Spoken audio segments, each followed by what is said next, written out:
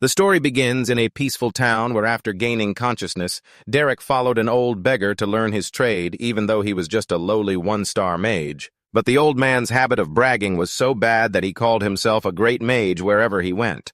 Still needing knowledge to survive, Derek accepted becoming his servant regardless of the old man's difficult personality. The old man off to the side was also a little surprised to see this scene. Suddenly, Derek's eyes shot open. His pupils slightly contracted. He clenched his teeth and poured all of his magic into his hand. That power shot out, forming an arrow. Rushing straight forward, the arrow struck a tree, creating a horizontal gash on its trunk. The two of them, one master, one student, silently watched the arrow stuck fast in the tree before them. Seeing this, the old man was so horrified he broke out in a cold sweat. And so while I served his every whim, though Derek's face was covered in sweat, his eyes were shining brightly as he became a mage. A 1-star in just 1 year. A flickering flame appeared next to a simple hut amidst the quiet night sky. The old man was now dead drunk, a bottle of wine in his hand. His face tilted up towards the sky, he said, "Those noble brats beyond the northern walls of Eberstein. Some of them reached 3 stars even before their coming-of-age ceremony."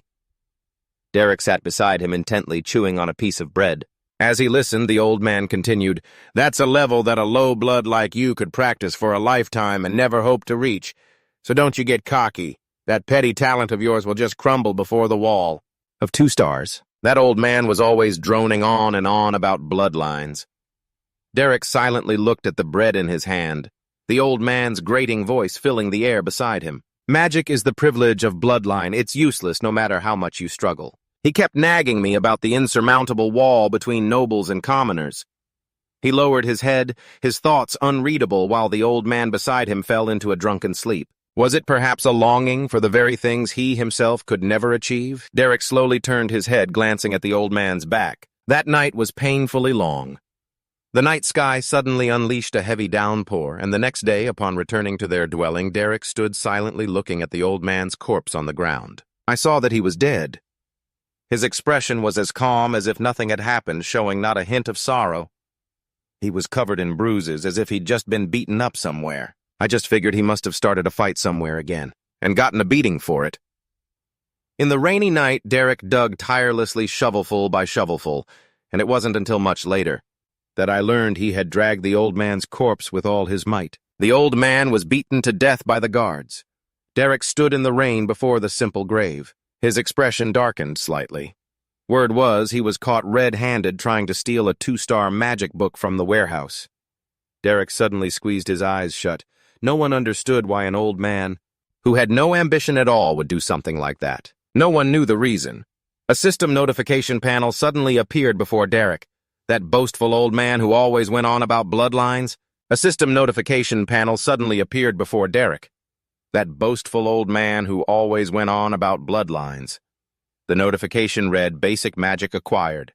Please select a primary magic system. This choice cannot be changed, because from the very beginning I was not a person from this world." And so 4 years passed. The village had retained the same ancient, solemn appearance it had 4 years ago.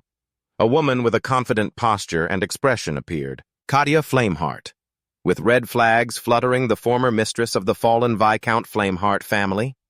Of noble birth, she was a 3-star mage. Many mercenary guilds wanted to recruit Kadia.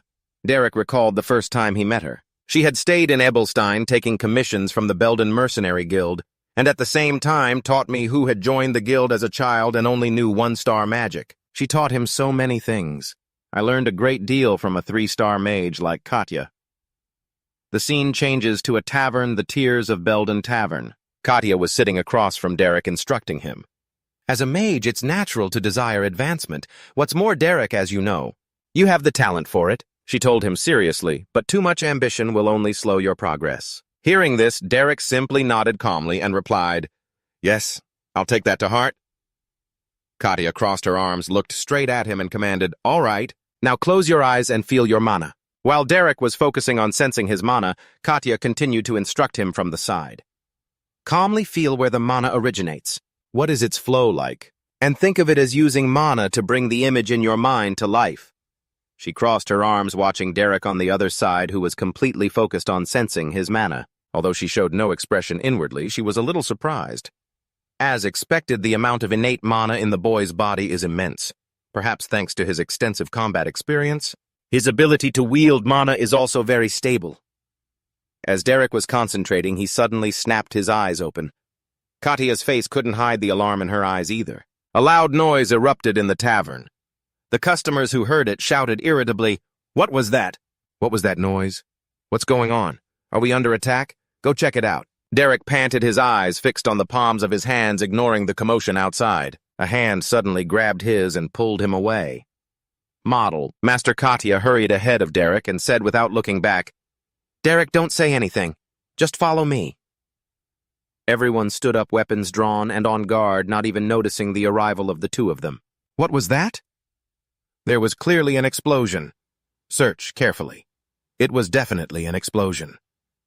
Kadia led Derek into a small hidden corner. He looked at her tall figure from behind. He cautiously called out, "Master." Kadia turned her head slightly to look at him, then instructed him seriously, "Derek, listen carefully to what I'm about to say." Hearing this, Derek felt a little worried. "Yes."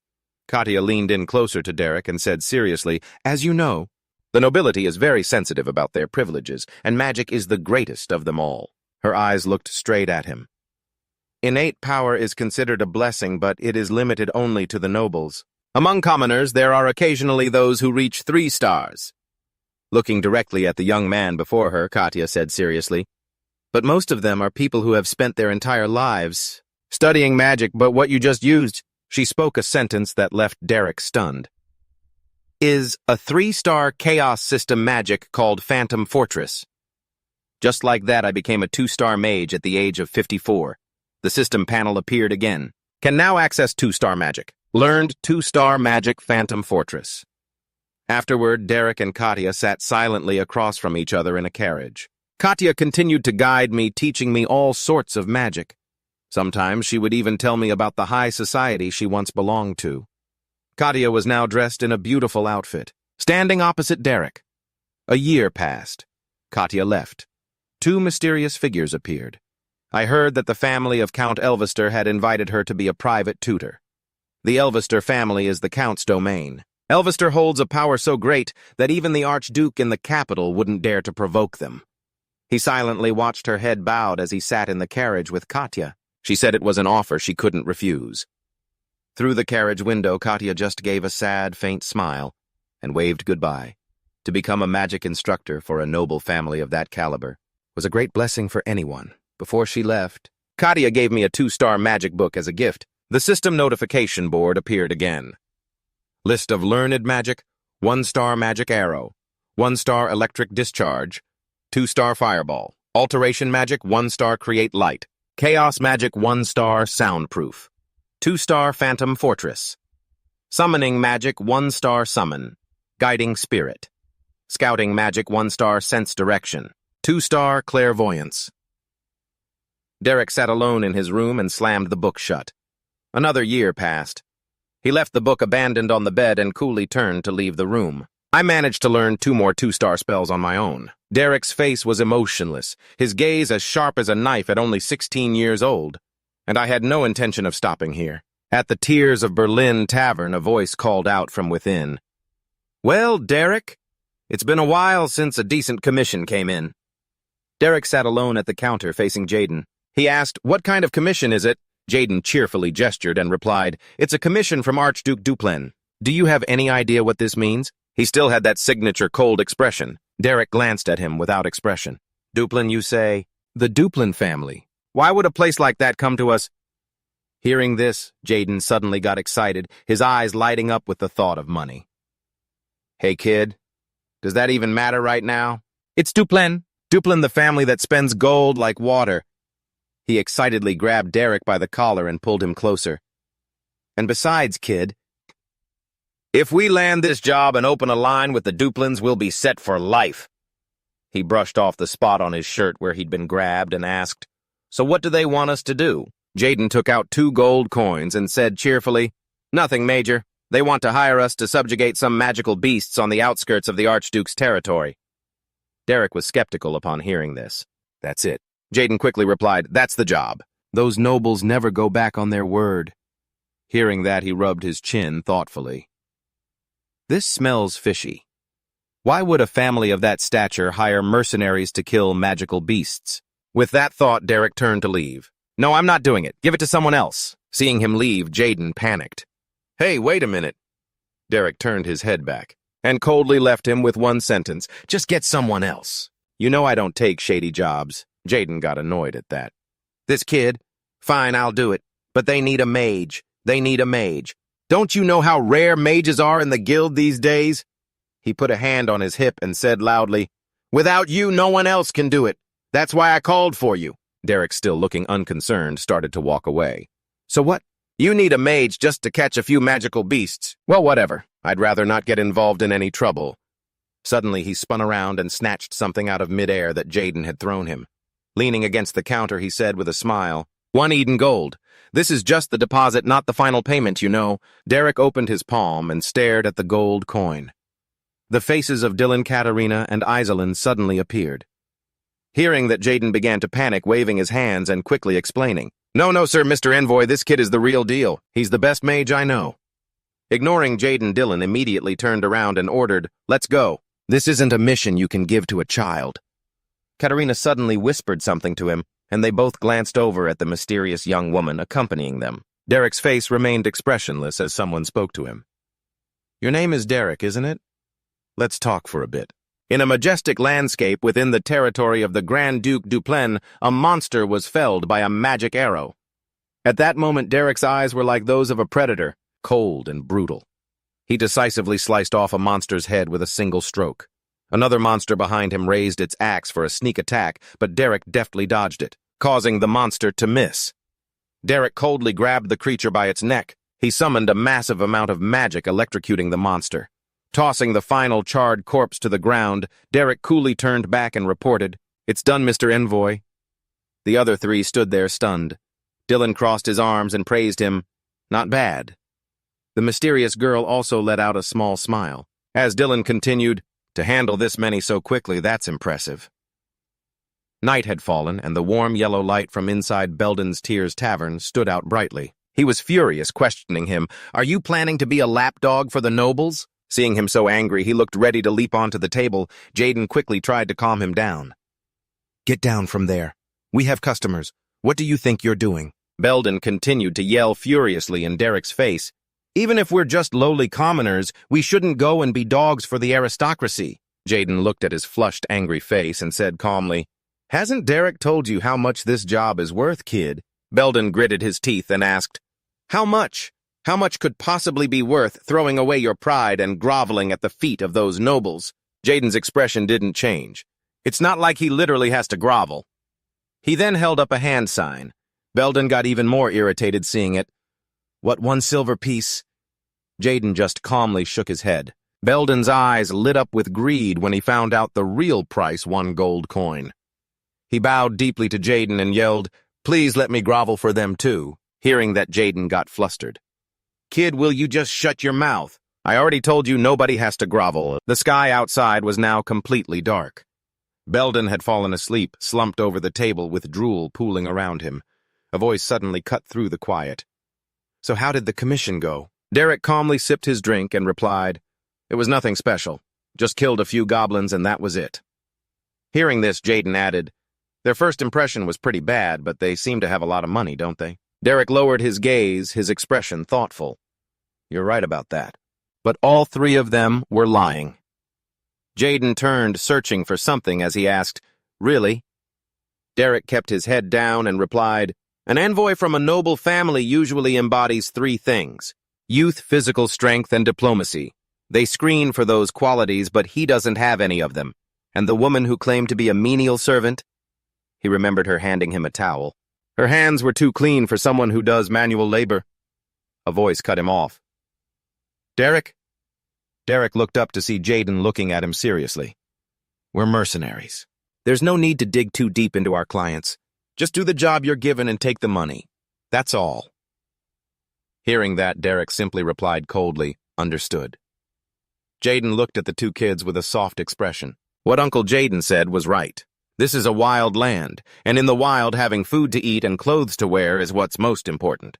Everything else is secondary. The next day, A vast domain came into view, the Grand Duchy of Duplen. Derek turned, sheathed his sword, and calmly announced, "It's all been cleared out. With the way things are now, the goblins won't dare to come near for quite some time." Dylan spoke up in praise. "Excellent work, you went through a lot of trouble."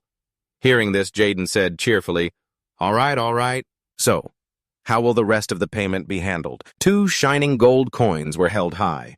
Jaden took them and gleefully tossed them at Derek's head, much to his annoyance. "Look, Derek, 2 gold coins, a full 2 coins. For this much." Derek was at a loss for words. "Just put them down so we can talk, old man." Old man Dylan suddenly coughed to regain their attention. He frowned, and though his expression was somewhat displeased, he still said, "Derek, I have a high opinion of your skills. I'd like to offer you a new commission. What do you say?" Hearing this, the 2 of them looked up at him astonished. Dylan continued, "The Grand Duke's estate will pay 15 Eden gold for this commission." Jaden was shocked. 15 coins. Dylan looked directly at Derek and asked, "Will you do it?" Derek answered seriously, "I will." The carriage carrying them slowly rode off into the distance. It finally arrived at its destination, where a magnificent palace came into view, the Grand Duchy of Duplen Manor. Jaden stepped down, looked up, and marveled. "So this is the home of the Grand Duke Duplen's family? It's magnificent." Dylan addressed the 2 of them. "Before we go inside, allow me to properly introduce myself." Jaden replied cheerfully, "Oh goodness, but we've been together all day." "Please go right ahead, sir." Dylan looked at them both seriously and introduced himself. "I am Dylan, the head butler of the Grand Duke Duple's estate. I apologize. Due to the nature of my work, I was forced to hide my identity." Hearing this, the family was a little displeased. "Oh dear." Then the woman spoke gracefully. "I am Katarina, the head maid of the Grand Duke's estate." Jaden frantically bowed before the 2 of them. "Oh my goodness. To think I was so disrespectful to such high-ranking individuals. I am Jaden, the leader of the Berlin Mercenary Corps." Derek, off to the side, said nothing and simply thought with a cold expression. Not an envoy, but the head butler. Not a common maid, but the head maid. I had a feeling they weren't ordinary people, but their ranks are far higher than I imagined. A pair of feet stepped down from the carriage. Both of them turned to look. Jaden spoke up curiously. "Then who might that be?" The mysterious girl had now removed her hood, her long hair fluttering in the wind. Derek was a bit stunned at the sight. The mysterious girl smiled brightly at everyone and introduced herself. "I am Iselin Elino Duplen. I wish to invite you, Derek, to be my younger sister's magic tutor." The eldest daughter of the Duplen family, Iselin Elino Duplen. Derek glanced at her with some apprehension. A magic tutor for the young lady. An image of a grand palace bustling with servants came to mind. The ducal estate. The door to the room was suddenly thrown open from the outside. An imposing figure barged in, speaking as he walked. "Father, Brother Valerian, please take a look at this." Duple, who was approving documents, looked up unhappily at his son. "Jay, what do you think you're doing? Conduct yourself in a manner befitting your station." Jay stood beside a sobbing maid. He cried out loudly, "The one who needs to act their station isn't me, it's Della time, and time again she has laid her hands on one of my maids." The maid's face was streaked with tears. Valerian turned to his younger brother, annoyed. "Lower your voice. Father and I are talking." Jay continued his furious accusation. "Last month, more than 10 maids quit their jobs. Every few days she smashes the furniture." He walked up to Duplen and slammed his hand furiously on the desk. "How much longer will you wait before you finally punish that defiant child, Father?" Valerian, now furious at his younger brother's attitude, shot to his feet and yelled, "Jay!"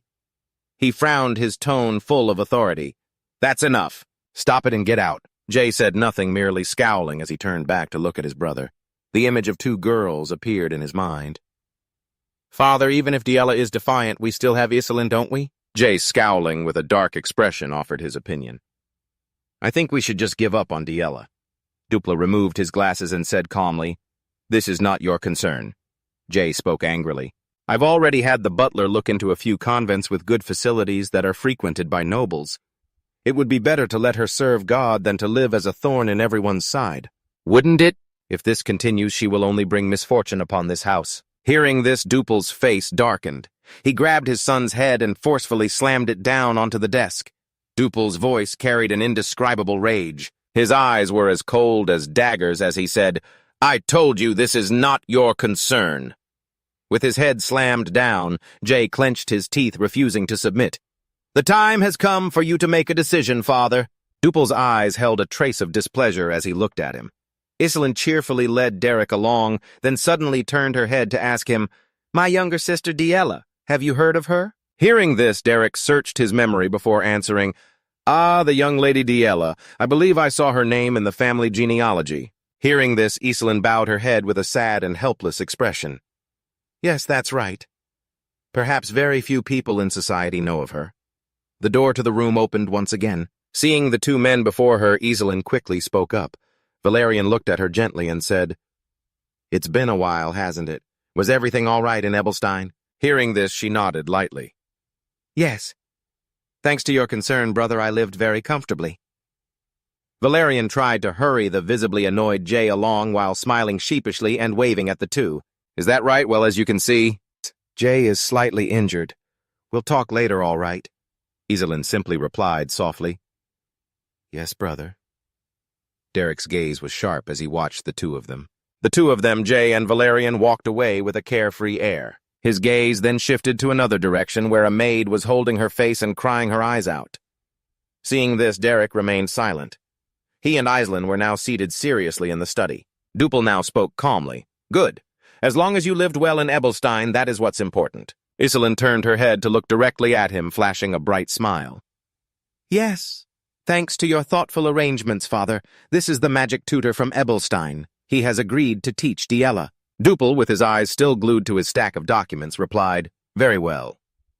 Iselin and Derek stood up. She smiled at Duple and said, "Then if you'll excuse us." Just as the two were about to turn and leave, Duple calmly issued a command. "You stay behind." Hearing this, Derek simply turned his head calmly to look at the Duke. Sunlight streamed into the gloomy room through a crack in the door. The endless work of writing on documents continued. While approving documents, Duple asked Derek, "You look quite young. Are you 16? He looked at the Duke and politely replied, "Yes, sir." The Duke asked another question. "And how far have you progressed with your magic, Derek?" He answered honestly, "I can use a bit of first-level magic." Duple took off his glasses. He looked directly at Derek and said seriously, "Don't be excessively modest. Humility is not always a virtue." Derek said nothing, merely looking at Duple in silence. In Derek's eyes, Duke Duple was now emitting a frightening aura. "Duke Duple, it seems politeness is useless before a fifth-level mage." Derek bowed his head and said to him, "My apologies if I was rude." Hearing this, Duple said, "It's all right. I understand why you had to hide your abilities. Excessive talent can sometimes corrode its owner." He pushed his glasses up his nose. "Still, judging by your age and your clothes, you don't look like a magic tutor in the slightest." Derek gave a serious, slight nod. "I am a mercenary."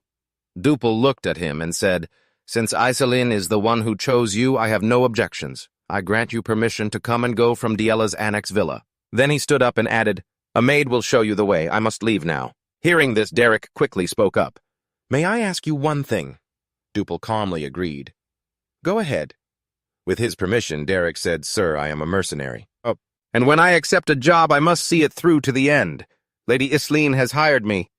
He looked at the Duke and added, "To teach Della magic and to help her integrate into aristocratic society." Duple frowned, displeased. "Why state the obvious?" Derek looked him straight in the eye. "For that reason, there is one matter I wish to consult you on." Duple looked at him confused. A plate came flying through the air, whistling. It smashed against the wall and shattered, causing the maid beside it to scream in terror. She quickly bowed low, apologizing profusely. I'm so sorry, my lady."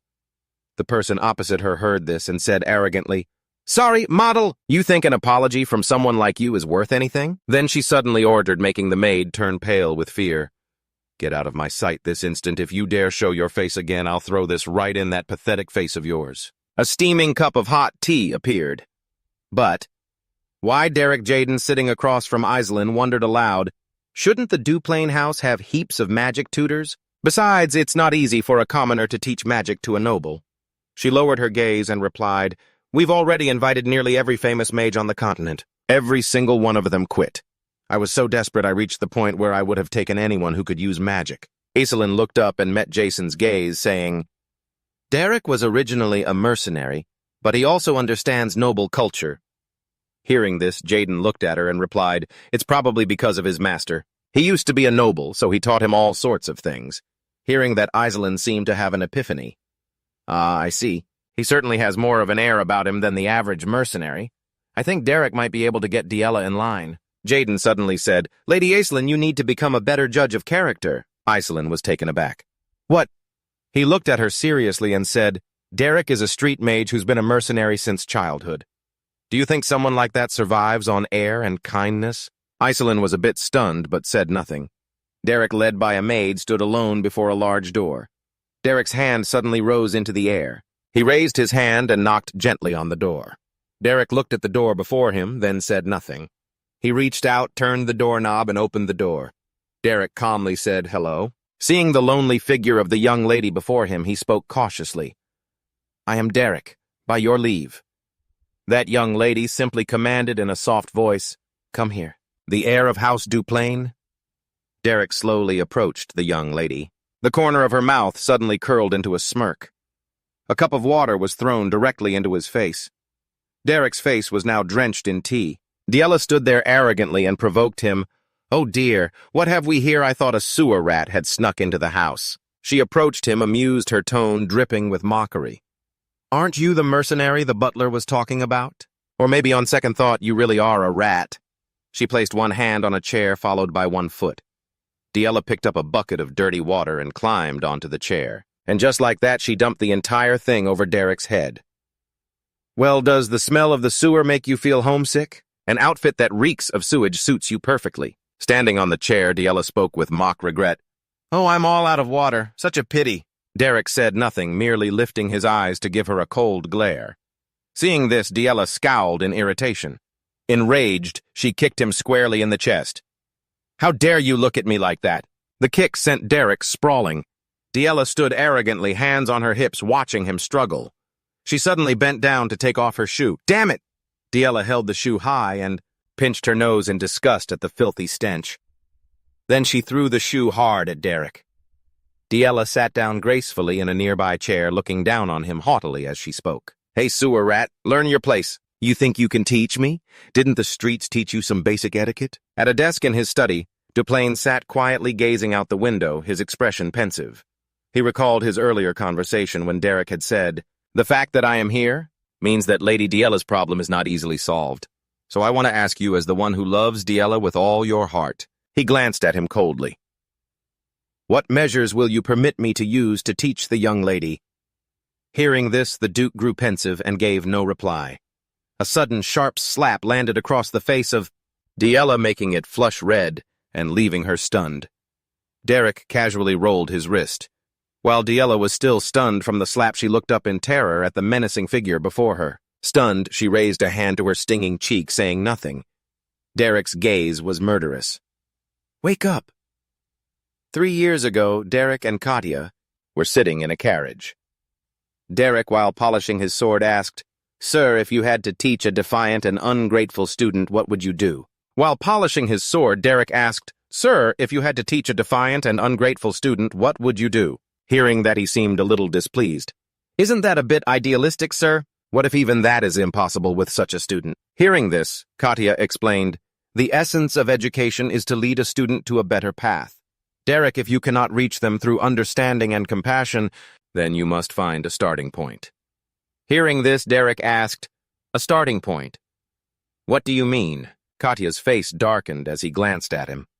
Carve fear into them. Della, having been slapped, clutched her face, stunned. Derek stood with his arms crossed and said, You are to treat others with consideration and respect. I will not say it a second time. Now wake up. Della pushed herself up. She slapped him hard across the face, her expression a furious scowl. How dare a thing like you? Dare. Another slap fell mercilessly on her face. Derek's expression was grim as he glared at her. I will not repeat myself. When you treat other people, you will do so with consideration and respect. Della's expression twisted into a crazed one. She jumped to her feet and shrieked, Butler, what are you people doing? This bastard just struck your Lady Della. Hearing Diella's screams, Dylan and the other servants rushed in frantically. Lady Della, are you all right? He stood before Derek and admonished him loudly. What in the world are you doing? How dare you lay a hand on the young lady if the Archduke finds out about this? He said nothing. Instead, he pulled a scroll from inside his coat. Holding the letter high, Derek said in a cold voice, Grand Duke Duplain has granted me full authority over Lady Diella's education. Whatever methods I may use, please remember that this is with His Grace's permission. Delon picked up the document and took out his glasses to examine it. Della watched him read tense. Night had completely fallen over the castle. Ray grabbed Valerian's arm, saying urgently, Brother, you need to calm down. Valerian angrily shoved open the door in front of him and yelled, Are you that mercenary? Derek just looked up at him coldly. Valerian angrily grabbed his collar, about to punch him. You dare hit Della? Ray hurried to intervene. Brother, put that down and let's talk. Derek just gave him a cold look back. This was permitted by His Highness. Ray quickly got between the two of them. Brother, he's a guest Islin invited over. If you act like this, it'll be really awkward for Islin, and Father already gave his permission too. He turned angrily and walked away. You follow me. Ray, you stay out of my way. Mind your own business. Ray gave a friendly smile and put a hand on Derek's shoulder. I heard about the situation. Della needs to be knocked down a peg to snap out of it. Don't worry, he won't go too far. Derek looked back at Ray, then watched the two of them leave the room and sighed to himself. Why do they baby that useless girl so much? The door opened a crack, illuminating a portion of a doll's face. Valerian opened the door and said to him, Come in. He explained as they walked, This is the room Della used to use when she was in the main mansion. Now it's just been abandoned like this. Derek's gaze fell on a painting in the room. Valerian's expression softened as he looked at the painting as well. Della loves to paint. Every time she showed off a painting, she would blush. She looked so cute. Looking at the painting before them, he added, But she hardly ever finishes any of them. She usually just paints the parts she likes and then stops halfway. Valerian suddenly said, I'm sorry. I got too emotional earlier. Please accept my apology. Derek turned to look at him and replied, It's all right. Don't concern yourself with it. Looking at the room full of paintings, he asked, But why did you bring me to this particular room? Valerian replied sadly, I wanted to show you that Della wasn't originally a child who deserved to be cast aside or beaten, but then starting one day, she started to become overly obsessed with her noble bloodline. Derek listened silently as he spoke, and in the end, she was kicked out of the main mansion and placed under house arrest in the annex. I don't understand what turned her into this person. He reached up and took a book from the shelf. I have to stop Della from going to the convent at all costs. If she can just learn even just a single first-level spell, I'll be able to persuade Father. Valerian suddenly grabbed Derek firmly by both shoulders. So please save Della. He shoved Valerian's hands off him. Wait. Derek flipped through a few pages of the book. So she hasn't completely given up on magic after all. Look at all these notes crammed into this book. He turned and asked Valerian, These other books are probably all theory and regulations, right? Hearing this, he replied, That's right. Nobles usually study regulations. Hearing this, Derek became lost in thought. A beautiful landscape painting hung on the wall.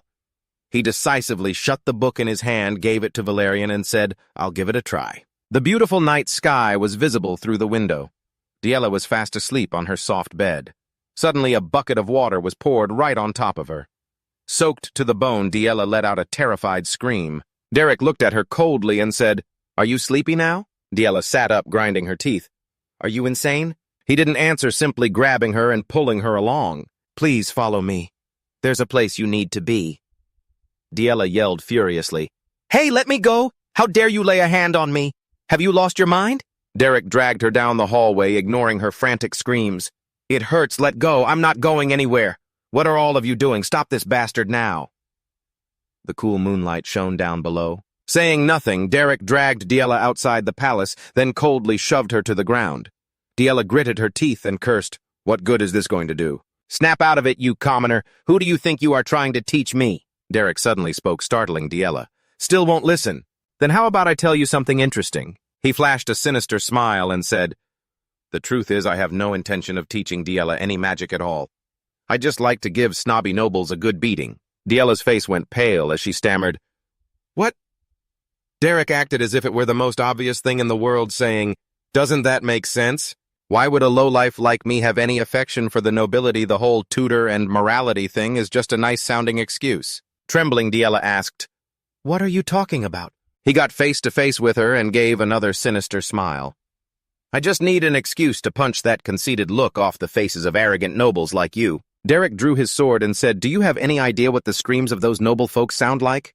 It's a magnificent sound." Shaking, Della threatened, "Do you think you can just do this and get away with it?" He raised his sword high, laughing wickedly. "Of course. After all, you're about to be locked up in a convent anyway. Who would believe a word from someone like you?" Della's face grew paler and paler. "If something terrible happens, I'll just have to offer up my life as an apology and it'll be over. The life of a coward is only worth that much after all. Isn't that right?" The sword in Derek's hand clearly reflected Della's terrified face. "Or if I run away, no one will even remember me. It'll be like I'm helping the Duplin family get rid of a thorn in their side. If that guy catches me, I'm dead for sure." He stood still, watching her figure fade into the distance. Running across the meadow towards the mansion would get her caught instantly. Della's face was scratched, but she didn't dare stop. "I have to get into the forest. I know my way around the forest. If I can escape, I can get back to the mansion." Della leaped over a tree root. "Then the one who's dead for sure will be him, not me." Della was stunned when she glanced behind her. An enormous fireball appeared. Derek raised his hand high, controlling it. Della turned back and gritted her teeth, thinking, a fireball. Seeing the massive fireball in Derek's hand, she was stunned. "That's level 2 magic? How can he use level 2 magic?" Derek smirked slightly. Another fireball tore through the air, rushing towards Della. She was so frightened she could only stare blankly at it. She quickly ducked to dodge. A large explosion erupted where the fireball landed. Della was so terrified, her eyes widened and beads of sweat streamed down her face. Derek smirked. His voice was full of regret. "Missed." The full moon cast a pale yellow veil over the silent night. The sound of the woman's running tore through the quiet space. Della ran for her life in a panic. As if terrified by something behind her, she paid too much attention to her back and unfortunately tripped over a dry branch. Della fell onto the cold ground. Luckily, her face was all right. She suppressed the pain and forced herself to stand up. Suddenly, a volley of arrows flew towards her. In a single glance, Della saw the sharp arrowheads. She quickly backed away just as the arrows embedded themselves in the ground. Thankfully, they missed her. Della hesitated and then collapsed, watching everything unfold. Derek approached and praised her. "You move pretty well. It's hard to believe that someone who's cooped up in the annex all day would have such skills." She gritted her teeth, her eyes filled with rage as she looked up at him. Immediately after, before he could react, Della scrambled forward. Derek pressed his lips together at her cold attitude. Meanwhile, she wasn't doing much better. Her strength was beginning to fade, but she kept asking herself, "How long do I have to keep running? Can I even escape if this keeps up? I'm definitely going to get caught." She hadn't run far before her attention was drawn behind her again. He was bent over, casting a spell, and a deep puddle of water had appeared on the ground. Derek looked up. Everything returned to how it was before. A wave of emotion stirred within him. That's right. This is the forest from the painting. This must be where she played as a child. Derek remembered the image. He had seen it in a painting before. He guessed that surrounded by the vastness of nature she had unconsciously felt the flow of magic and transformed it into brushstrokes. As he was lost in thought, a sound from behind shattered the silence. Since when? Della was back. She was holding a heavy rock aiming for his head. Not to be outdone, Derek quickly drew the sword at his side. He swiftly knocked the rock away, causing her to fall. Della gritted her teeth as her plan was foiled. He looked at her coldly, a red glint flashing in his eyes. "I commend your spirit. Knowing it wouldn't be easy to escape, you turned back to attack. That couldn't have been an easy decision." Della wanted to get up and run, but she couldn't. It was as if something was pulling her back. Derek chuckled, reminding her, "You don't have the strength to run anymore." He raised his sword, offering Della a mercy. "So any last words?" She seemed to have accepted the truth and suddenly burst out laughing. Seeing this, a hint of sadness crossed his face as he asked, "Why are you so obsessed with your noble bloodline?" Hearing that question, her heart seemed to clench. Della's face filled with bitterness for herself. Because besides that, what else do I have? If you take away this noble blood, I'm completely empty. She clenched her fist and slammed it onto the cold ground in hatred. Magic! Magic! Magic! When she looked up at him, Della's eyes were brimming with tears. Do you think I never even tried? I tried until I nearly died and still failed, so what was I supposed to do? Derek was momentarily silenced. She collapsed to her knees, venting her anger on the cold ground. If magic is everything and those without it are all cast aside, if I become a failure, Della's eyes narrowed with resentment. Then what else do I have besides this bloodline? If I lose this too, then I'll... Her words rang out like an accusation. What will I become? Derek pressed his lips together. He couldn't give her an answer. The sword in his hand began to glow once more. Della didn't notice. Her eyes were now filled with nothing but tears. Beneath the brilliant moonlight, Derek raised his sword and nodded. I understand. Looking into her tear-filled eyes, he said his farewell. Goodbye. She blinked, and faint patches of light seemed to sweep Derek's figure away. Terrified, Della bowed her head and squeezed her eyes shut. She bit her lip as if accepting her fate and slowly opened her eyes to look at the world. In the middle of sharp shards of ice, a sword stood proudly, having pierced through them. Della looked around blankly, not yet processing everything. It's him. He's still here. He had created a circle around where she sat. Della looked in confusion at her trembling hand, which was emitting a faint aura. Magic. Seeing that everything was settled, he promptly sheathed his sword. Derek bowed deeply and sincerely. You've been through a lot. My lady, please forgive my impudence. Della stopped crying and looked up at him with hope in her eyes. Seeing her expression, Derek quickly explained, This is just a manifestation of mana. It's not quite what you'd call magic, but you did a good job. Della was furious with him all over again. The feelings she'd been suppressing for so long finally had an outlet, and she burst into loud sobs. The sound of her crying filled the quiet night as the moon remained hidden behind the clouds, silently witnessing everything. Derek lifted her onto a log and explained, This is what they call the wild school. Della asked, puzzled, The wild school? While bandaging the wound on her leg, he answered her question. Yes, most nobles follow the discipline school. In essence, all schools are the same, but their training methods are worlds apart. She listened intently as he explained. Lady Della, you belong to the wild school, but you've been forced to learn the theories of the discipline school. And that's where the problem lies. It's not just that you're wearing clothes that don't fit. You're trying to squeeze yourself into an outfit that's skin-tight. His words sounded so convincing that Della grew suspicious. How do you know? How did you figure out that I belong to the wild school? I've seen your paintings, my lady. You feel the mana flowing through nature and capture it on canvas. He kept his head down, still concentrating on his task, not paying too much mind to her stare. Natural-born mages of the wild school usually are. From a young age, they can sense the mana in nature. Della's mood had softened somewhat, and she was no longer tearful. After making sure the bandage was secure, Derek dusted off his clothes and let her stand up. There, you should be able to walk now. Della felt more at ease. Not bad at all. Derek had already started walking ahead. You've managed to release some mana, but you still have a long way to go. Tomorrow I'll teach you how to wield it naturally. Just as he was about to leave, she finally dared to speak his name. Derek. Overcome with shyness, Della turned her face away. Trying to sound casual, she said, Thank you. He didn't accept or reject her thanks, simply saying after a moment, Let's go. Della happily walked over to him. Okay, let's go. The two of them walked and talked under the moonlight, one asking and the other answering in perfect harmony. By the way, that painting of the sunset, did you paint it yourself? I don't remember. It's been so long since I've held a brush. That's a flawless piece of work. It's the masterpiece of my lifetime. You're the first person to ever recognize its value.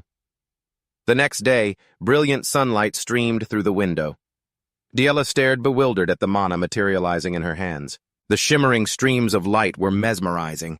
Her eyes were filled with concentration, giving it her full attention.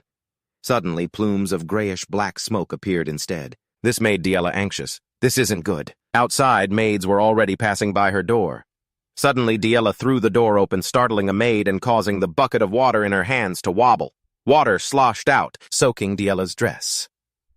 The maid stammered, I'm so sorry, Lady Della. I'm sorry. I'm so sorry. Della shot her a death glare. The maid immediately dropped to her knees, bowing her head to the floor. Please forgive me. I deserve to die. Please just spare me this one time. But instead, Della just said calmly, just be more careful. This left the maid bewildered. What? Why didn't she hit me? She just said that and left. Why, seeing this, the other maids rushed over to help and started whispering. Are you all right? Did she hit you? No, the lady just told me to be careful. She went out last night. I wonder what could have happened. Meanwhile, in his room, Derek was still fast asleep. Della pounded frantically on his door, yelling for him to get up. Derek! Derek! Derek groggily opened the door, his eyes heavy with sleep. What is it? The butler arrived at that moment to calm her down. My lady, you must maintain your decorum. This is highly improper. Della ignored him and spoke directly to Derek. Teach me how to control my newly awakened mana. I tried on my own, but I can't do it. Hearing this, the butler was stunned. She's awakened her mana. Seeing that Derek didn't answer, she urged him, You promised you'd teach me today. Hurry up! He suddenly slammed the door in her face, leaving her with just one sentence. Please come back this afternoon. Della just smiled, not angry at all, which made the butler weep with joy. At last the young lady has... But sure enough, her old temper wasn't gone for good. A second later, she was pounding on the door again. Hey, who do you think you are ordering me around? Open this door, I said, to teach me right now. The pounding continued outside, but he calmly ignored it, lay back down, and went back to sleep. Hey, open the door, Della muttered angrily. That lunatic. The scene changes to the palace early the next morning. Ray was walking slowly down the hallway. Two maids, sweeping nearby, glanced at each other and started to gossip. Have you heard? Lady Della hasn't broken a single plate in days. The other maid nodded, exclaiming, You're right. I spilled water this morning and didn't even get scolded. The blonde maid covered her mouth and whispered, Isn't it because I heard Lady Della awakened her magic? The other one gasped in amazement. Oh my gosh, are you serious? Just then, Ray happened to walk by. He stopped in his tracks. Ray turned his head, his cold gaze fixed on them. What did you just say? Scene change inside the study. The scratching sound of a pen could be heard. Duplain began hesitantly. Della has awakened her magic. Valeria looked at him and replied, Yes, father. I've confirmed it with the butler and the servants many times.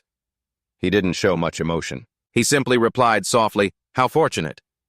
At this, Ray looked at him with a rather serious expression. Don't be so quick to celebrate just because she's awakened her magic, father. Judging by his tone, Valerian couldn't hold back and snapped, Hey! Your little sister awakens her magic, and instead of praising her, you have the nerve. Frowning slightly, Ray ignored him and continued speaking to their father. Father, have you forgotten all the trouble she's caused? Are you really going to forget about sending her to the convent over one minor accomplishment? He lowered his eyes, a thoughtful expression on his face, and said nothing. Scene change. The weather today seemed quite lovely. Della sat on her bed, her cheeks puffed out. Derek rested his chin in his hand and looked at her. Are you joking? Della turned her back to him, her voice sulky. I'm not joking. I'm furious. Derek looked a bit troubled and rubbed his head. No matter how mad you get, it's not going to change anything. Della immediately shot back, I'm not mad, I'm furious. He lowered his gaze, trying to reason with her. Sulking like this won't solve anything. There's a proper order to things.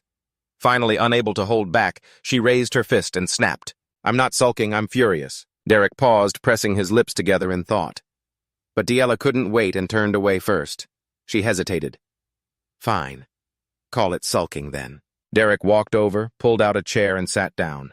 He glanced at Della, his eyes devoid of emotion. Awakening your magic doesn't give you the right to be aggressive. You'll just exhaust yourself. I'm telling you that from personal experience. Studying is important, but so is resting. You've had enough rest. Now it's time to study. She pouted, her tone dripping with sarcasm. Yes, yes. Whatever the great teacher says is right, of course. The boring old magic teacher is here. Yes, yes. Derek's eyes suddenly darkened. He looked at her and said in a cold voice, So you'd prefer I teach you in a less old-fashioned way? Unpleasant images of him flashed through Della's memories. Derek began the lesson. He looked at her hand and said, Today we will practice controlling your mana.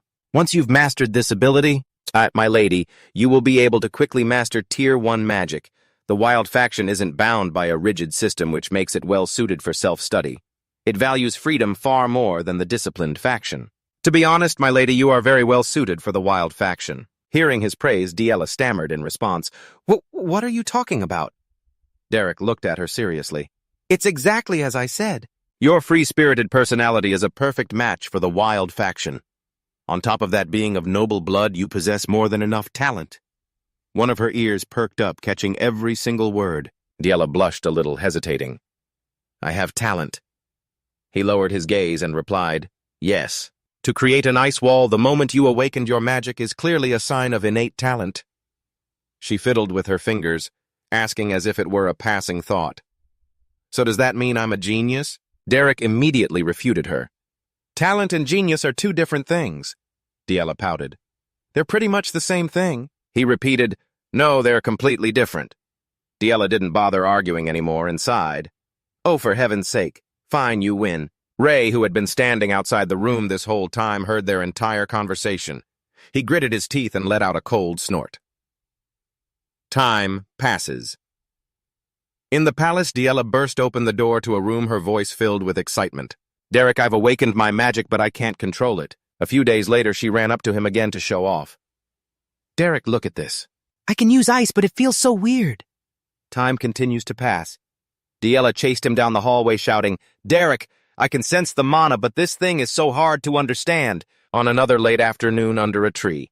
Derek, what are you doing out here? Della stood with her hands on her hips, questioning him. Aren't you supposed to be near the side villa? Derek answered flatly. And you thought I lent you that magic book just for you to read? Well, yeah, it is for studying. Without another word, Della grabbed his wrist and started pulling him along. Hey, what are you doing? It's just like you said last time, I've successfully released my mana. Hurry and come check it for me. Scene inside Valerian's study. The door opened and Derek stepped inside. You summoned me, sir. Valerian nodded in acknowledgement. Ah, you've arrived. Sit down, let's talk. He didn't beat around the bush and asked directly, how has Della been doing recently? Derek lowered his gaze and answered evenly, she's made considerable progress, but mastering Tier 1 magic will still require more time. Valerian nodded. I see. Her mother will likely return next week after her social gathering. I'm warning you now, she is not an easy woman. Everyone in the manor is fine for the time being, but in essence, the nobility dislikes it when commoners hold important positions. You understand that, don't you? Derek looked Valerian straight in the eye and replied, I will keep that in mind. Is that all you called me here to say? He suddenly pressed his lips together in thought. Valerian stood up and walked to the window. He slowly said, I am the heir to the Dupin family. The position of family head means I must embrace and protect every member of the family. To do that, one must treat everyone with sincerity. But how difficult that is. The human soul is so deep and complex. I wish everyone shared the same thoughts, the same values. But that's not how reality is. Derek looked at his back and asked bluntly, So what are you trying to say? Valerian's fist clenched. The moment he turned around, tears were already welling up in his eyes. Della won't play with me anymore. Derek's face darkened upon hearing this. He glanced at Valerian as he began to lament. When we were little, she was always laughing and playing with me. That image is still burned into my heart. Is there any other child in this world as angelic as her? So, Derek, do you have any ideas? A way to win back Della's affection. Derek slowly took a sip of tea and spoke. Why are you asking me about this? Without a moment's hesitation, Valerian replied, Because Della is only ever with you. Just as he finished speaking, Della's voice called out, Derek, where are you? Valerian suddenly took something out and held it in front of Derek. It's nothing. Just look at this. He learned how to make dolls from the maids, you see. In his hand was an absolutely hideous doll. Yet Valerian proudly showed it off. See, it looks just like Della, doesn't it? Can you feel this big brother's love? Derek's face darkened as he stared at him and said flatly, Are you trying to curse her? Valerian pouted, tears welling up again. Derek, you really don't understand these things at all. Time passed, and on a beautiful day at the palace, that woman arrived. She looked at Derek and said, I've heard a lot about you. They say they found an exceptionally talented magic tutor. It's a pleasure to meet you. I am Miriella Devil Duplin. If you don't mind, I'd like to send a small gift to your territory. He replied bluntly without any hesitation. I don't belong to any noble house. She paused, taken aback. He continued, I am a commoner. Miriella's eyes widened in astonishment. A commoner. Time rewinds to 1 week earlier. Iselin bowed her head and said to Derek, "I'm so glad I brought you to the mansion." She smiled, her eyes crinkling. "My sister. I want to be with Della, but I still have much to handle in Ebelstein, so I'm leaving her in your care." Without looking up, Derek replied, "Yes, I understand." Jaden clapped him on the shoulder from behind. "Derek, our young lady is entrusting her to you with such faith, and that's the curt reply you give." The two of them got into the carriage. Looking out at him, Jaden smiled and reminded him, "Finish up your business and come back soon. Belden will throw a fit if he finds out." Iselin also gave a small smile. "We're counting on you, Derek." The carriage slowly rolled away. Iselin seemed to suddenly remember something. She covered her mouth in alarm. "Oh my goodness, I almost forgot!" Her family's attendant quickly responded, "Yes, my lady, what is it?" She looked back through the window. "My mother is returning next week. I forgot to mention it to Derek." Her attendant looked at her puzzled. "Is that something he needed to be told?" Iselin hesitated. Well, she thought to herself, my mother is a bit... The scene changes to the front of a room. The door is thrown open and a woman in a green dress strides in. Iselin's inner voice continues, "It's hard to describe, kind of like a god of destruction." Miriella slammed her hand down on the desk in Duplin's office. A commoner for a tutor. What is the meaning of this, in the face of her fury? Duplin cut in dryly. My ears work just fine. Why don't you lower your voice? Miriella's anger did not subside. This is not the time to be discussing that. It's Della, our precious youngest daughter. In response to her outburst, he slowly took off his glasses. Miriella, you know this as well as I do. I'm not fond of hiring commoners either, Duplin explained reluctantly to her. But all the prestigious magic tutors have given up. Miriella planted both hands on his desk, gritting her teeth in anger. Even so, how could you bring a mercenary in here? He added, "It's not easy to find a good magic tutor. Besides, Derek was recommended by Iselin." Miriella covered her forehead with her hand and turned away. No, my lord. Even so, there have to be some minimum standards. She turned her head to look at Duplin and proposed, "That's right. We could just bring my younger brother Flameheart. He was busy last time, but things are different now. Della has awakened her magic Flameheart, can teach her." His face remained completely expressionless as he replied to her, "Bring a garrison commander back to serve as a tutor. Is that how recklessly you think this territory is run? Being spoken to like that?" Miriella furiously shouted, "Then what about the Ebelstein nobility? Do the nobles just run around recklessly too? It's a battlefield out there." She angrily pointed and gestured. "Among the nobility, a tutor is the most important calling card, and yet you hire some nameless commoner. You want Della to become a laughingstock when she enters high society." The door was pushed open. Valerian entered, trying to calm her. "Mother, please calm down. You didn't come here just to argue with father, did you?" Miriella turned her head and said softly to him, "Stand back, Valerian. This matter cannot be taken lightly." Someone's voice interjected. "Ultimately, whether that commoner is qualified to teach Dia or not is the issue, mother." Hearing the voice, both Miriella and Valerian turned to look. When they saw who it was, she smiled and called out, "Ray." He stood with his hands behind his back, his face completely serious. A commoner daring to be a magic tutor for nobility is hardly a normal occurrence. But if he truly has the ability, then there's nothing to worry about. Ray proposed to Duplin, "Father, how about you let me test Derek's skills if I defeat him in a magic duel, then?" Duplin said, "He is a real mage, you know." He said nothing, just staring fixedly at him. Then Ray pressed on, "So what about the challenge?" Hearing this, Valerian looked at him in confusion. Ray added, "If Derek is a good teacher, then Della is a worthy student. I will test his abilities." After hearing his son's words, he simply remained silent.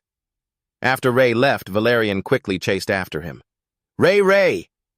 When he stopped, Valerian angrily confronted him. "What are you thinking?" "A magic duel," Ray reminded him quietly, "brother. Do you really believe Della has changed? Have you forgotten what that girl did?" Valerian explained, "She's our little sister after all. Our own flesh and blood, she needs to be protected." Hearing him say that, Ray gritted his teeth. "Huh! Flesh and blood!" Suddenly he yelled furiously, "That flesh and blood will drag this entire family into the abyss. Isn't what that girl has done enough? If we let her enter high society, everything will be over." Valerian frowned.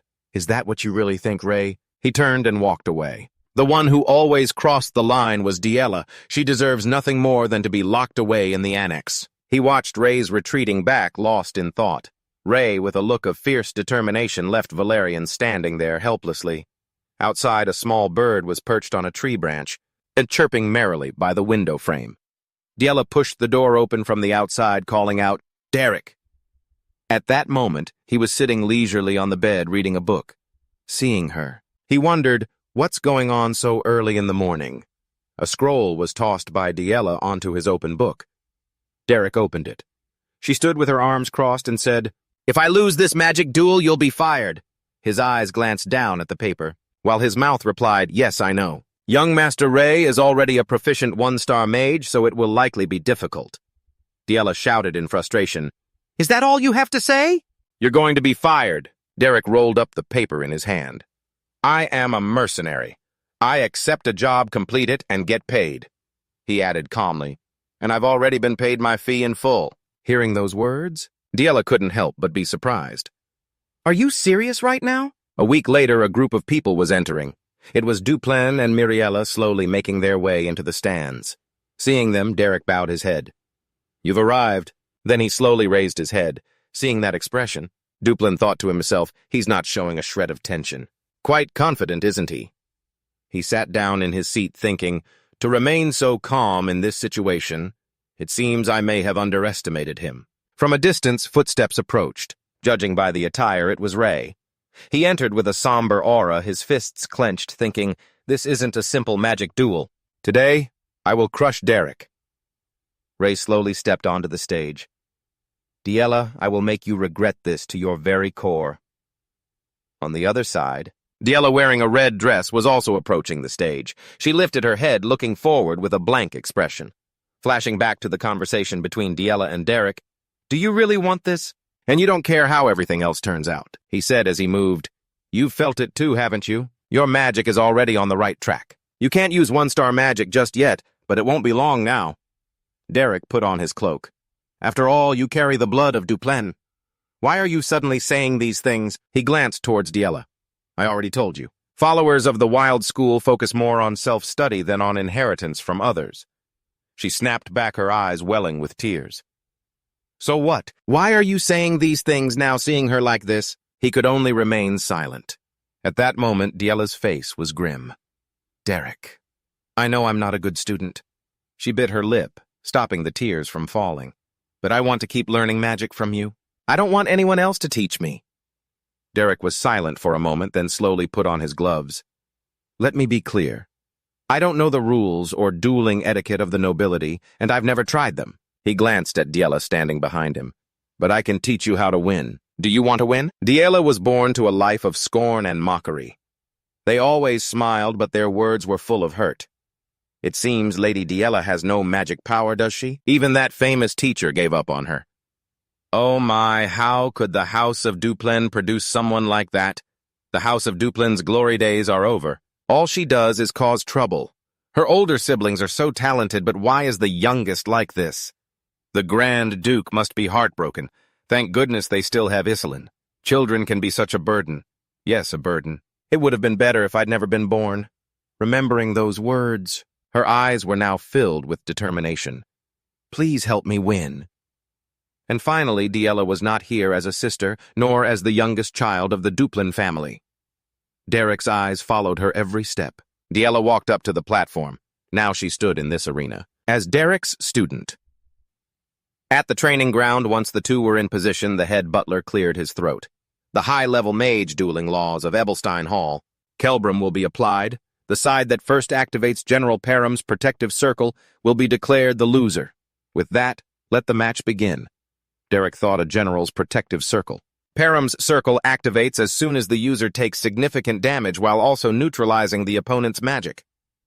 I wondered how these nobles fought, but I didn't expect them to use such an expensive piece of equipment. They must be incredibly wealthy. The time limit is 10 minutes. It looks like Ray wants to end this match before time runs out. Ray decided to go all out and hit Della with a preemptive strike. The young man began chanting an incantation. His hands began to channel magic. Della, however, stood there calmly before the mana orb Ray had created. Ray thought, sorry about this, but you'll be going back to the annex. Ray launched a blade of wind magic towards Della. The girl calmly waited for the attack to get close, then dodged it lightly. Seeing her dodge so smoothly infuriated Ray. How dare she? Ray continued to hurl magic wildly at Della.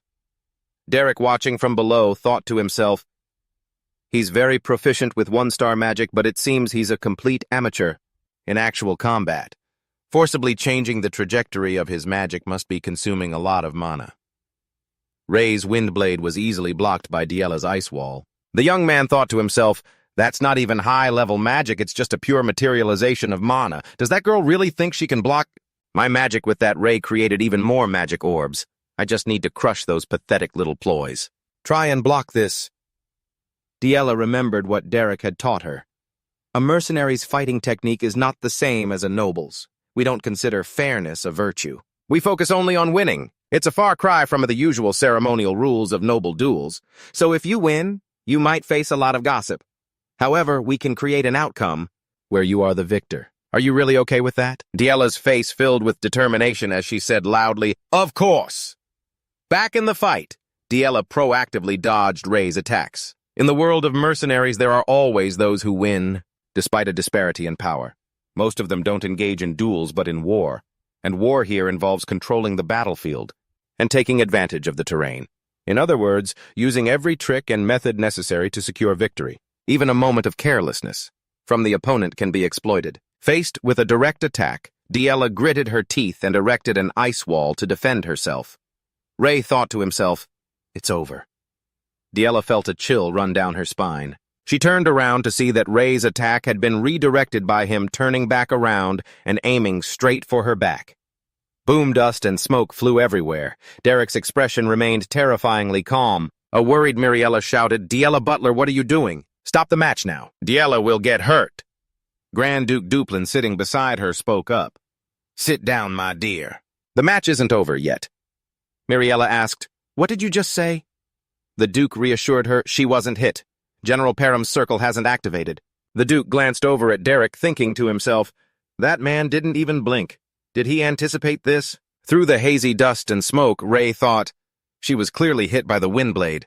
Why didn't the protective circle activate? Where in the world did she go? Della knew she couldn't beat her brother in a straightforward fight, so she resorted to guerrilla tactics, hiding beneath the wooden floor of the arena to attack. An ice pillar shot straight up from the ground, startling Ray, but luckily he dodged it in time.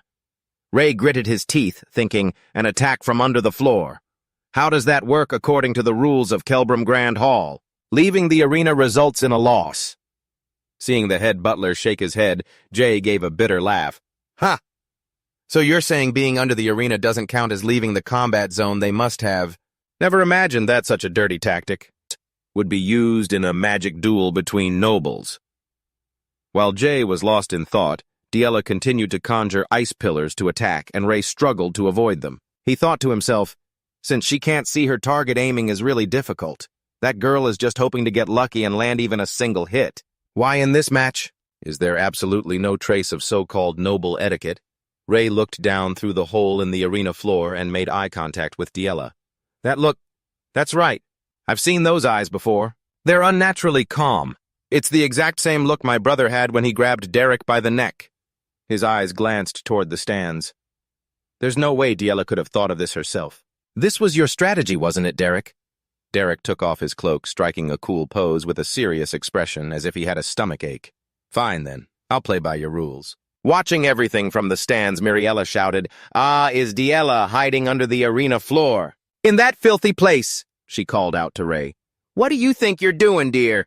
"My love, please stop this match at once." Duke Lean stroked his chin and said, "She hasn't actually broken any rules. Let's just observe for a little while longer." He stared down intently, lost in his own thoughts. Down below, Della observed and assessed. "I can see the flows of mana." Meanwhile, up above, Jay continued to chant his incantations, but as he muttered the spell, another ice pillar suddenly erupted from right under his feet. Jay cursed silently. "Every time I try to chant a spell, that kid attacks from underground. I can't keep this up." He looked towards the flagpole in front of him. Underground, Della sensed his mana flow had stopped. He's definitely planning something. What the hell is he doing? If he dares to chant again, I'll attack immediately. Watching from the sidelines, Butler Dillon was also shocked. You can't do that, young master, because Jay had now climbed to the top of the flagpole. He looked down, assessing the distance. The kid can't detect my mana from here, but jumping down in this situation is impossible. Then there's only one way. Then he extended his arm and fired an arrow. I'll destroy that arena floor without a chant. The arrow shot out, embedding itself straight into the flagpole he was standing on. Watching from above, Derek narrowed his eyes slightly. The pole snapped in two. Jay used the momentum to kick hard against the broken section. The powerful impact created a large hole in the arena floor. Watching from above, Lady Miriella gasped and called out his name. The recent impact kicked up a thick cloud of dust. Jay tried to peer through it, trying to gather information. Della's silhouette appeared faintly in the dust. He immediately reached out and summoned another magic arrow. The arrow shot forward like a gust of wind. This attack will surely hit. Della's expression turned serious. She reached out, intending to summon a spell to block the attack, but her mana wouldn't respond. This made her panic slightly. The arrow continued to fly towards her. Now she could only dodge to the side to avoid the attack. She then continued to move, maintaining her distance. Jay watched her, assessing the situation. If I close the distance, I'll have the advantage. If I can just fire one more magic arrow? While he was lost in thought, Della rushed in and kicked him hard in the chest. Her eyes were filled with determination. Taking a direct hit, Jay stumbled, catching himself with one hand on the ground. He gasped for breath. Della grabbed a handful of dirt and threw it right at him. Jay was incredibly annoyed, but couldn't do anything about it. After that, the young girl climbed back onto the arena floor. Meanwhile, on his side, Jay gritted his teeth and cursed. Damn it, kicking and throwing sand! Is she trying so hard because she's out of mana? That kid, she's giving her all to win, even though she knows it's impossible. So that's it, Della. This fight is about proving your self-worth. In that case, I will face you with everything I've got. As your older brother. After regaining his composure, he also climbed back onto the arena floor. Della clutched her head as drops of blood began to roll down her cheek. Derek's words echoed in her head. Just think of it like painting with a brush. Mana is the paint, and the chant is the brush. Use the brush to gather the scattered colors, the mana, and paint a picture. That is magic. The little girl's eyes had been wide with surprise as she saw the ribbons of magical light appear before her. Returning to the present, she closed her eyes, regaining her usual composure. Then mana began to surge from her body. Mana is the paint. The chant is the brush. I can feel the mana swirling at my fingertips. I'll use these colors to paint a picture. That is magic. After sensing her mana, Della was now able to create a magic circle at her feet, along with a spear made of magic. This startled the butler, causing him to exclaim, "That's..." Even Lady Miriella was moved to tears. My dear Della, that's first circle magic. On the other side, Jay thought to himself, an ice spear, so the kid finally did it. Della. The young girl began to control the spear in her hand. On the other side, Jay didn't hesitate either, summoning countless magic arrows. He affirmed to himself, even so, the result won't change. Even if you use first circle magic, I'm still one step ahead of you. My attack will reach you first. Victory will be mine. Della didn't hesitate, pointing her finger straight ahead, commanding the spear to rush forward. On the other side, Jay also shouted, launching his magic arrows forward. The two attacks collided, causing a massive explosion to rock the area. Up in the stands, Miriella worriedly called out her name, Della. Just as the dust began to settle, a magic circle had been summoned in the center of the arena. The two inside it were panting with exhaustion while Derek watched from above. His expression was also a bit grim. The scene changes to 1 year ago at the Duke's residence. The butler walking behind him spoke up. Sir, a letter from the Belmia family arrived this morning. It seems to be related to the upcoming social gathering. How would you like me to handle it? As the two were walking, they happened to pass by Della's room. Inside, she sat listlessly, as if deep in thought. He saw this, but didn't interrupt. Returning to the present, she stared at the magic barrier in front of her, startled. A barrier was activated on the other side. Jay also realized what had happened. Standing in the stands, Derek's eyes filled with sadness as he thought to himself, so it's a draw. Unable to hold back her emotions any longer, Della burst into tears like a child. Duplen observed everything, but still didn't say a word. Seeing this, Miriella walked over and shouted, Honey, what the hell is going on? To endure such a crude thing. And they call this a magic duel. It's utterly insane. And that commoner from the countryside, how dare he teach this garbage to the young lady of our Duplin family? He recalled his younger days. Your Grace, I am Damon Oswan Duplin.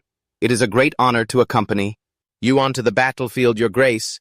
The Duke replied, I've heard a great deal about you from your father.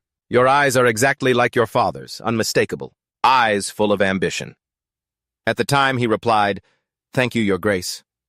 Returning to the present, looking into his daughter's eyes, he thought to himself, her eyes look much better now. A maid rushed over from behind, calling out, Lady Della, are you all right?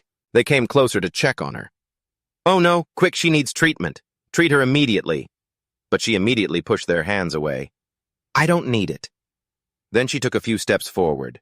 Facing her sister, Ria responded a little worn, you worked hard. Della didn't answer. She just lowered her head, then turned and walked away. Despite the maids trying to stop her, my lady. Everyone please go inside. She walked straight towards Derek. He calmly watched her. Her face looked as if she was holding something back. Unable to suppress it any longer, she burst into tears once more. She clenched her fists, murmuring, I lost. I'm sorry. He looked at her, then stood up to reassure her, it's all right. Losing is nothing to be ashamed of. I hope you can overcome the bitterness of this moment and become stronger. This encouragement, rather than calming her down, made her cry even harder. Wah! The maids continued to run toward her. My lady. Miriella also rushed over anxiously, calling her name. Oh heavens, Della, how did it come to this? You've worked so hard all this time, haven't you? My daughter. Her mother hugged her tightly, comforting her. It's okay. It's all okay now. Let's treat your wounds first, my love. Feeling the warmth in her words, she finally calmed down and relaxed. She replied, yes. After that, she went inside with the maids. After her daughter had left, her mother composed herself, strode toward Derek, and without a moment's hesitation began to scream, You lowly commoner trash! Do you have any idea what kind of madness you've just caused? You think you're so high and mighty just because you can teach some one-star magic? She immediately slapped him hard across the face. She continued to curse, All you teach are filthy tricks. How dare you tarnish my beautiful pure lily? My daughter, how dare you make the young lady of the Archduke's house learn such dirty, vulgar, and crude tricks? As she spoke, she slapped him again. There are things in this world that scum like you could never understand. Values that must be preserved. Dignity that must be protected. Duplin approached and turned to her. My dear, you saw it too, didn't you? This wasn't a magic duel anymore. He dared to teach that garbage to our Della. Before she could finish, the sound of a slap echoed once more. And the one who received the slap this time was Miriella.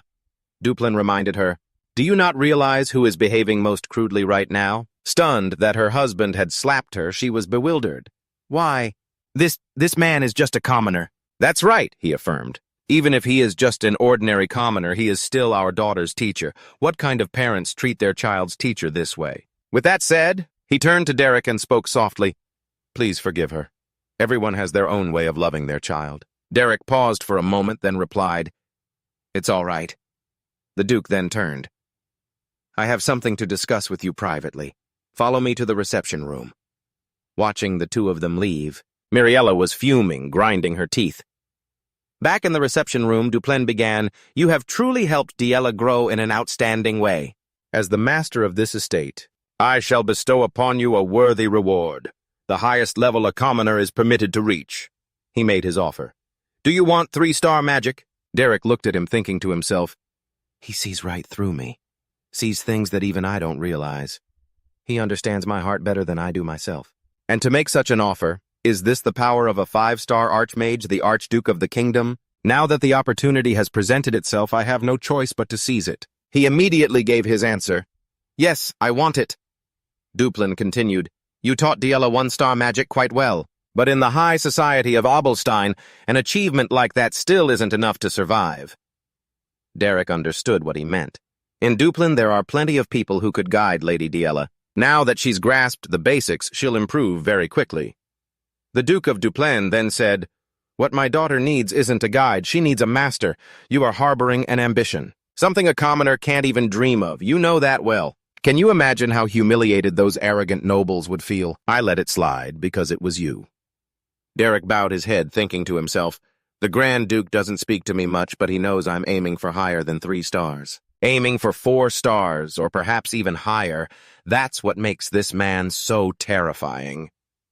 The Duke of Duplain continued speaking as he wrote, "However, if you insist on holding on to that goal, you can't stay here for long. You're already prepared to leave, aren't you?" Derek saw no need to deny it. "Yes, that's right." Suddenly, he offered a deal with a very tempting price.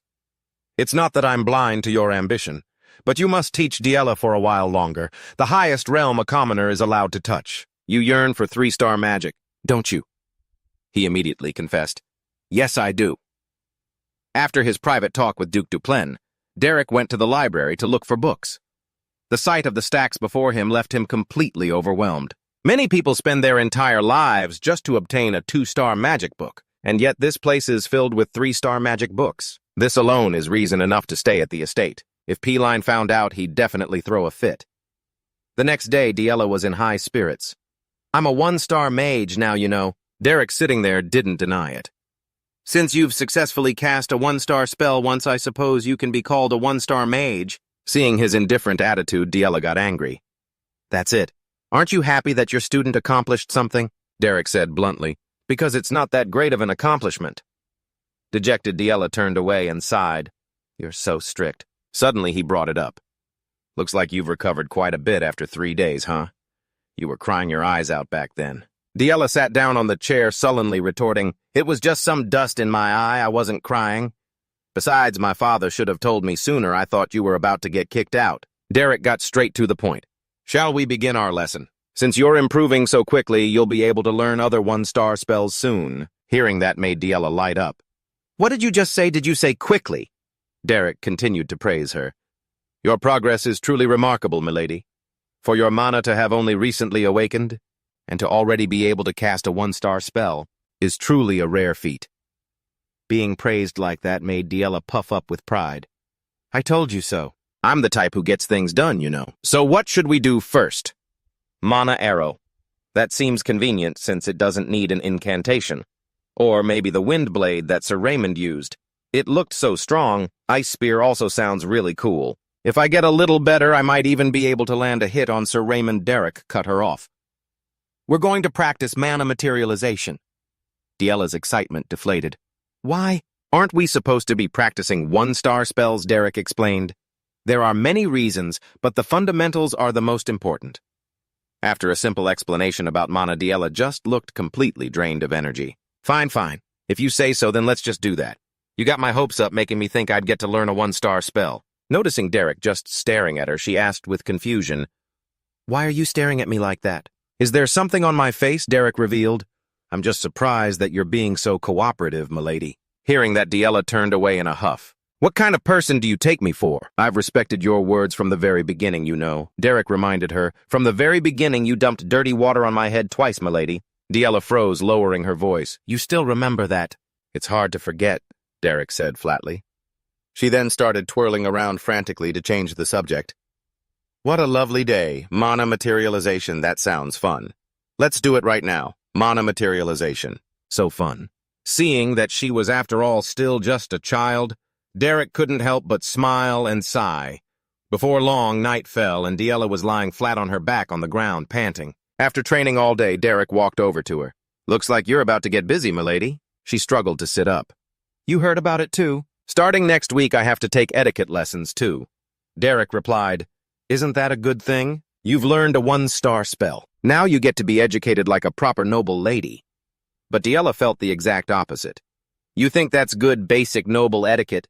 Foreign languages, geography, history, botany, piano, embroidery. I don't get why I have to memorize all of that." "How did my sister Iselin endure it all?"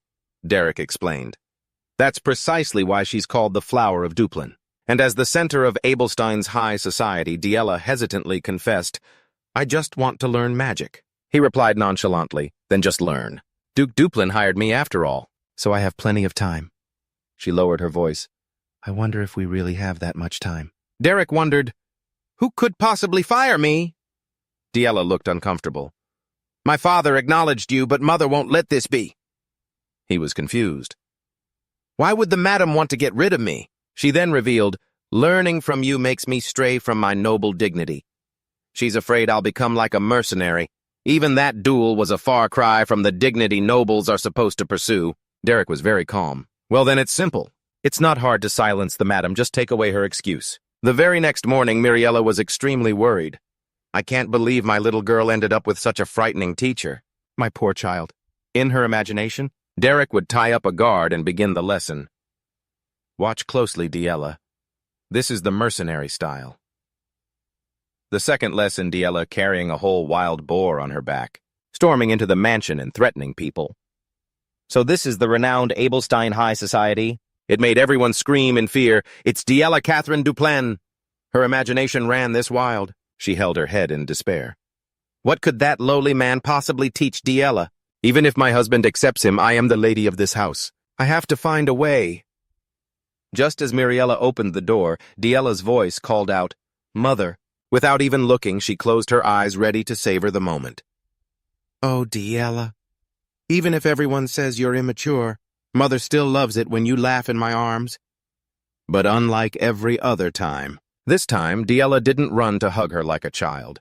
She had the perfect bearing of a noble lady.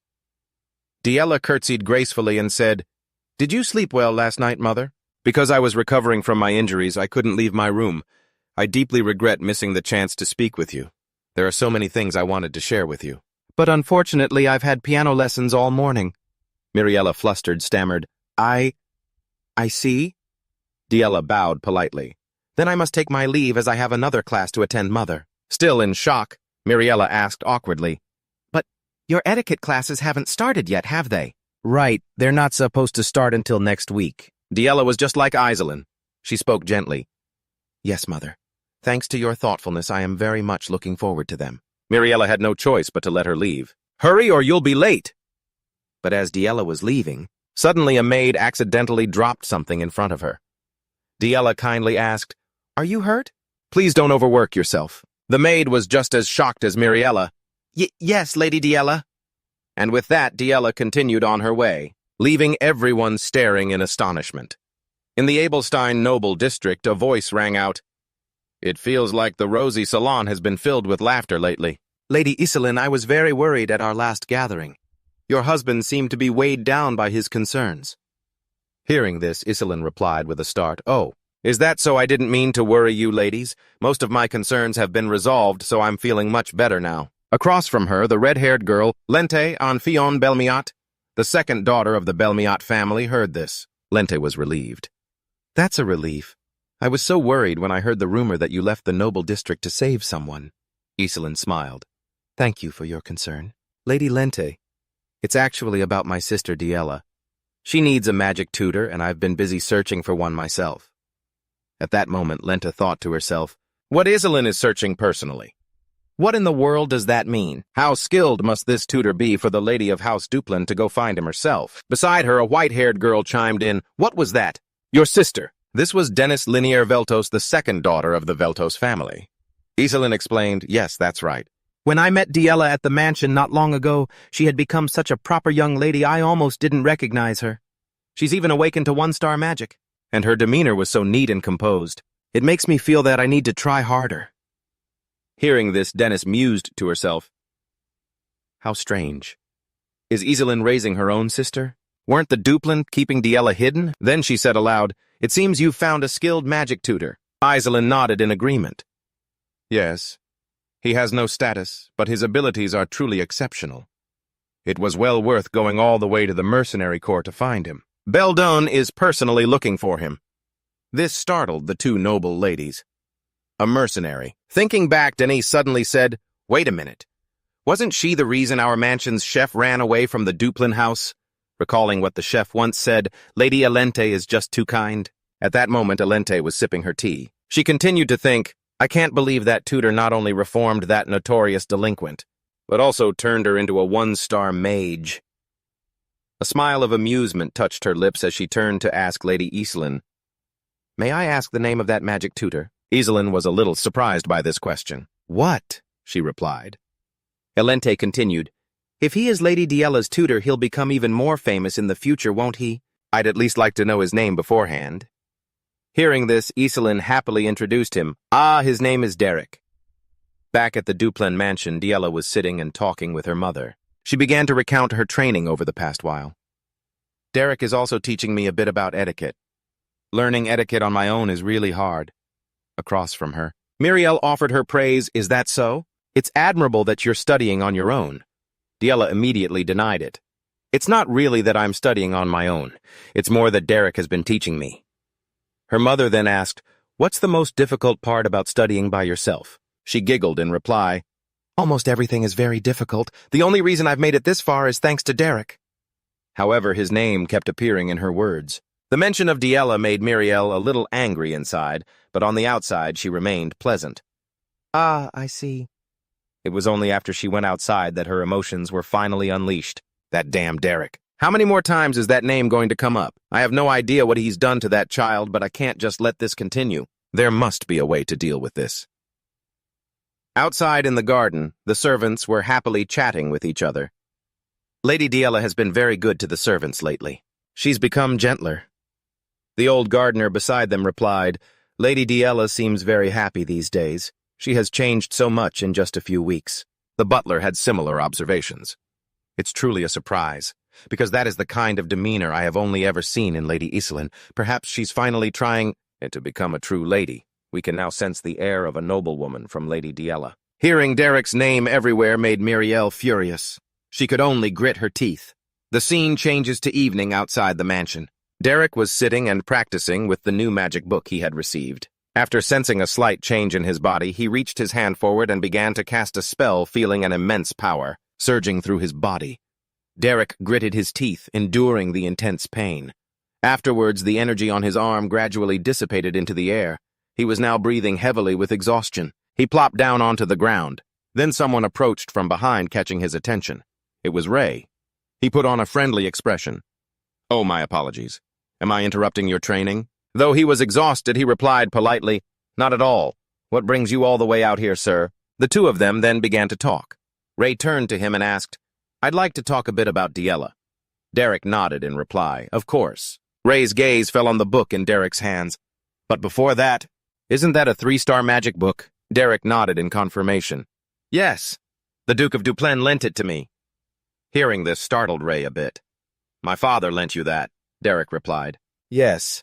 It's currently at a difficult level for me, but it doesn't hurt to study ahead. Recalling what Duke Duplain had said, enough, he is a true mage. Hearing this, Ray understood the situation. I see. That's truly impressive. Derek then returned to the main topic. So, what was it about Lady Della that you wanted to see me about? Ray seemed a bit embarrassed as he began to explain. Oh, right, that. Well, it's a bit complicated, but what do young ladies like these days? At this rather odd question, he looked at him but didn't answer right away. Ray continued on his own. If I were to sew a doll that looked like her, do you think she'd like it? Thinking of the doll he had seen in Della's room before, he replied firmly, Absolutely not. Sweat dripped down Ray's face in his embarrassment. Ah, right. Yeah, I guess that would be the case. Not that I was saying I would do it or anything. Derek replied, Yes, I don't think that would be very well received. Should we head inside soon? If you're done with your training. He then followed Ray inside the mansion. As the two were walking, Ray spoke up. In any case, I am very grateful to you. The atmosphere in the family has been very good lately. Even Valerian has been focusing on managing the territory, and father, though he doesn't show it, seems very pleased. Derek asked curiously, Is that so? It's difficult to guess his feelings. Ray laughed and replied, Everyone in this mansion would agree with that. I suppose I should also accept the things I need to accept. People have to change eventually, especially children at that age. I don't know if it's because I didn't realize it sooner, or because I was deliberately avoiding it. But since Della has changed, I think I should change too. This is thanks to you, Derek. Thank you. In the face of these thanks, I was a bit flustered myself, but then Ray brought the conversation back to Della. By the way, Della's magic feels like a different type of magic, I wondered from behind him. Did you notice the difference, sir? Ray replied, Yes, it's like painting a picture. I thought to myself, a genius is still a genius, huh? Just as expected from the Dulan family to notice something like that. I nodded in confirmation. Yes. Lady Della uses the mana manipulation method of the natural school. At this, Ray turned back and replied, Ah, the natural school, you say? I've heard of it before, I continued. The way each person uses mana is very different. Once she reaches a certain trajectory, she will discover the truth for herself without me needing to explain anything. And at that level, the interference of a tutor could even become an obstacle. Understanding my point, Ray replied, I see. At that level, her time to shine will come. The scene changes to 2 months later. On the table in Della's room, a small flower has appeared. She wondered, what's this? Why is there a flower here? The maid behind her answered, They bloomed so beautifully, so I brought one to put in your hair, my lady. She picked up the flower and began to smell its fragrance. Della was very pleased. It smells so good. It feels like spring has been here for the past few months. I can now use 1-star magic with ease, and I've also grown closer to the maids. Perhaps I've been missing out on so much until now. I think it's all thanks to Sir Derek. The maid behind her replied, I was just wondering why you seemed so happy today, my lady. Is it a magic lesson day? Della replied. Yes, do I really look that happy? The maid took the flower and replied, In that case, I'll have to make sure I pin this on you beautifully. From outside, a teasing voice rang out, Ooh, give me a spare flower so I can give it to Sir Derek. The flower in her hand suddenly fell to the ground. Her eyes welled up with tears. What is the meaning of this? Derek and Valerian were standing at her door.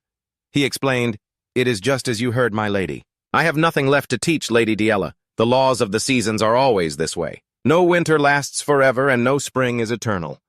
Back in the Duke's office, he stated, Perhaps you have already realized, but Lady Della belongs to the natural school, and among them, her aptitude is especially strong. If I continue to interfere in her affairs, I will only end up clipping her wings. As a mage himself, he understood his meaning. I understand. So you no longer have a reason to remain at this estate? He nodded in confirmation. Yes, that is correct. The Duke fell silent for a few seconds in thought, then stood up from his chair. He walked to the window and began to open up. Thanks to you, many things have changed. My nephew, and thanks to you, my daughter has been able to mature. I was too preoccupied with managing the domain, so I couldn't be a good father. But now I can finally feel some peace of mind. So when will you be leaving? He answered. I heard that Lady Eastlyn will be visiting the estate soon and will be returning to Abelstein afterward. I plan to accompany her carriage at that time. The Duke replied, I see. You'll return the library key, won't you? He replied, Yes, I will return the magic books I am studying and will hand over the key via the head butler. The Duke immediately cut him off. There's no need for that. Return the key right now. As he spoke, he glanced thoughtfully down at the magic book beside him. The Duke continued, If there's nothing else, you may leave now. He seemed to have something more to say, but couldn't. He immediately bowed, then turned and left. As soon as he left the Duke's office, he ran into Della. She had been waiting for him for a while. You came here so suddenly, and now you're leaving just as abruptly. He was about to interrupt Lady Della, but it was inevitable. She continued, I know you won't listen, but I'm still going to say it. Her voice grew quiet. Can't you stay? He pondered for a few seconds, then stepped closer to her and began to explain, As always, I will be returning to my life as a mercenary. I will also study more magic. And once you, Lady Della, have acquired more skills, you will go to Abelstein to make your debut in high society. When that time comes, we can meet again.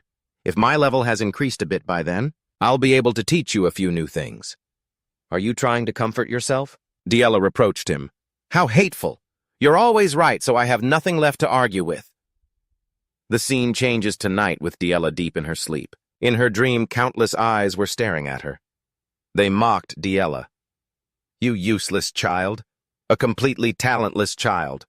What do you have to be proud of besides your bloodline? You don't have even a shred of talent. You're a disgrace to the house of Dulin. You should have never been born. Hearing this, her eyes suddenly flew open. Then, terrified, she shot up and screamed. No, she was panting heavily, trying to calm down. She rubbed her head, reassuring herself. It was just a nightmare. Hearing the loud commotion inside, a servant pushed the door open and came in. Miss Della, are you all right? I heard a scream. What happened? She looked at the servant in front of her, thinking to herself, what if I make up an excuse? Maybe I'll go back to slapping her across the face like I used to. I'll throw a tantrum and cause trouble afterward. Then Teacher Derek would have to stay here for me. Is that it? Seeing? She didn't answer. The servant asked worriedly, Hey, Miss Della, are you okay? Are you feeling unwell anywhere? Deep inside, a fierce internal struggle was taking place. After a moment, she finally answered, No.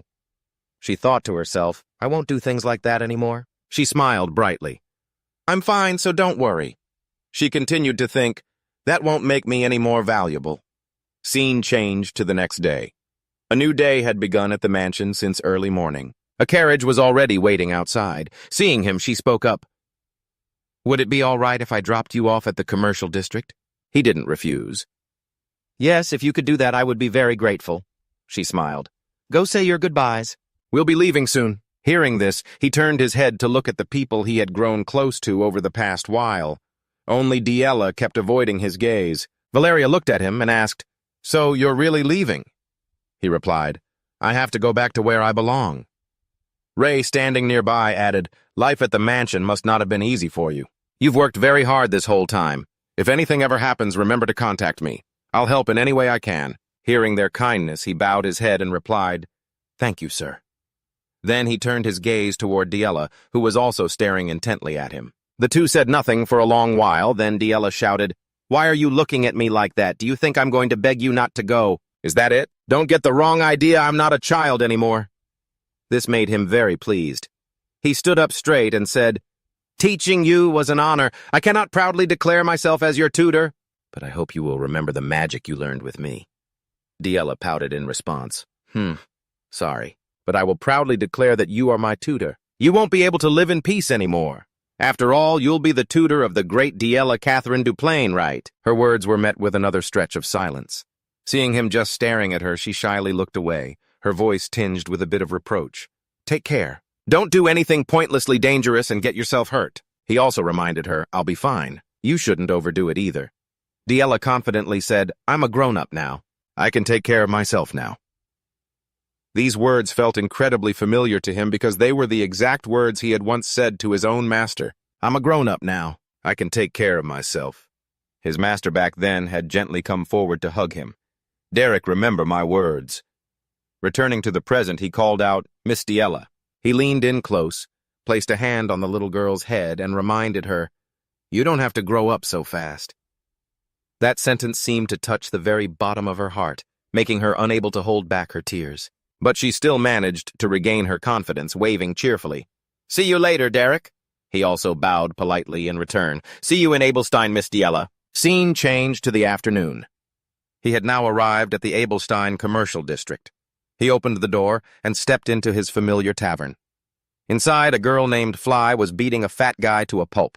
The crowd behind them shouted excitedly, That's right! Kill him! Beat him senseless. Noticing someone had entered, she threw a final decisive punch, then turned around, smiled, and called his name, Derek. He in turn took off his hood, smiling, I'm home. Scene changed to the next day at Belden's tavern. Inside, Belden began to speak. It might not compare to the tea the nobles drink, but this is the mead you like best. Consider it a welcome home party, my treat. He replied cheerfully, Thanks.